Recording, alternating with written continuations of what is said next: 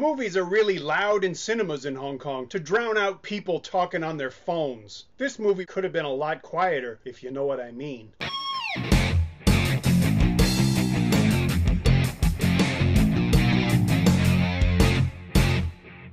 愛情奴隸獸，愛情奴隸獸，愛情奴隸獸，你就係要做我嘅奴隸獸啊！奴隸獸，奴隸獸，奴隸獸，係奴隸獸。Hi, welcome to the Silver Spleen. My name is Barry Sobel, and this is my review of Never Too Late. Yes, it is. Never Too Late to Take Away His Camera is the latest movie from Patrick Kong. He wrote, directed, and produced it, so at least I know where to lay the blame. This movie starts with ominous, foreboding music during the opening credits. But by definition, since it's a Patrick Kong movie, it's actually a comic cue. Because even if you never saw the trailer that shows you this is a comedy with all the subtlety of a garbage disposal on crack, the simple truth is that Patrick Kong has rarely, if ever, shown even an inkling of the ability to create dramatic tension, much less actual thrills. So this movie starts off badly. But in fairness, it immediately gets worse, because here's Bob Lamb. Disclaimer, I have no problem with Bob. And speaking of garbage disposals on crack, here's the ever-irritating Harriet Young, chewing up the scenery for all she's worth.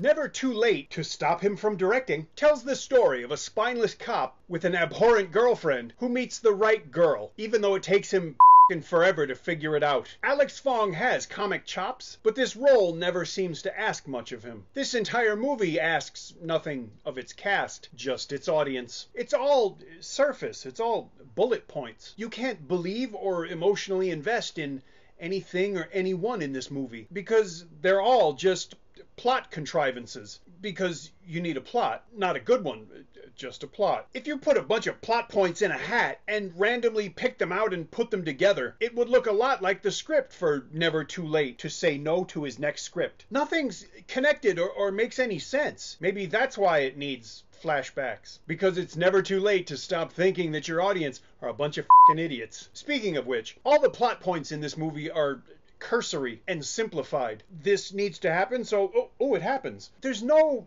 life to any of it. This movie just goes by. There's decent ideas in it, but they're not even close to being realized, much less utilized. There's no style or energy. Things just get tossed out. If any of these ideas were presented with any style or wit whatsoever, it wouldn't be a Patrick Kong movie. No, this movie would be a lot better than it is. Never Too Late to Stop Watching This Dreck is nostalgic in the worst possible way. It reminds you of how well older movies executed these ideas. A lot better. I hope this movie didn't take a lot of time to make, because that would at least explain why none of these characters has any depth whatsoever. These characters are here to say things, but not actually be anybody. I didn't care about any of these people because I couldn't. I had no idea who they were as characters. But there's a lot about Never Too Late to Just Say No that I found confusing or hard to understand. How do you get shot in the shoulder and that precipitates liver failure? I guess because you can't make a plot point out of a shoulder transplant. Ah, my liver! My liver! Slow it down, dude.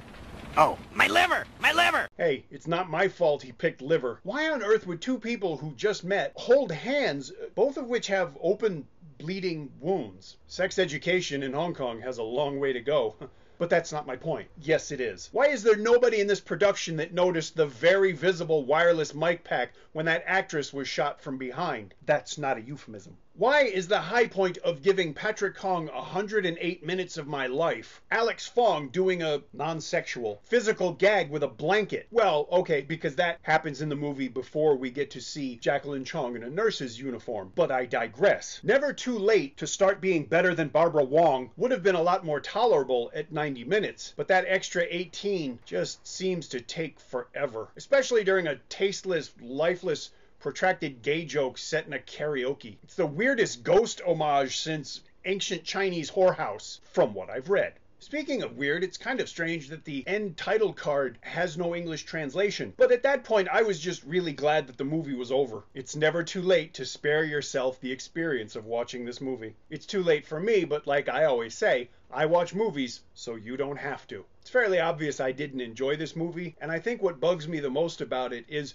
that there are enough interesting ideas and a couple of decent performances, or at least a couple of decent actors, that had it been better directed and a little bit better written, it would have been a much better movie. Granted, what do I know about movies, right? But you know what? I will say this. Please, Mr. Kong, please. Could you please just make a movie with Jacqueline Chong and Bob Lamb as the two central characters and basically leave everybody else out of it and just let the two of them talk to each other because they're really funny when they do? And I'm not saying that because Jacqueline Chong is a woman or because she's tall or because she's got, arthritis in her hands. And I'm not saying it because Bob Lamb is bald. I'm just saying it because they're really funny and they're the best part of a lot of movies that I've seen lately that have your name on them. Am I really asking all that much? When this movie gets released to home video, I'll update the description with a link where you could buy it. I'm not going to buy it, but if you want to, that's on you. Because look, I don't particularly care for this movie or a lot of other Patrick Kong movies, but it's not okay to steal his movies, and I'm not going to tolerate it, and I won't accept it. So don't steal movies. Pay for them. Like I did. And as long as we're talking about money, please click on my Patreon page. For just a couple of dollars a month, you could have a significant impact on my life. You can make me watch movies I hate and have to sit through it again and again and again. Now, I wouldn't enjoy it, but you'd probably enjoy watching me not enjoy myself. And thankfully for both of us, that's not a euphemism. If you enjoyed my review, please let me know. If you didn't enjoy my review, you just might be Patrick Kong. If you enjoy the channel, please subscribe. Thank you for watching. I'll see you again soon.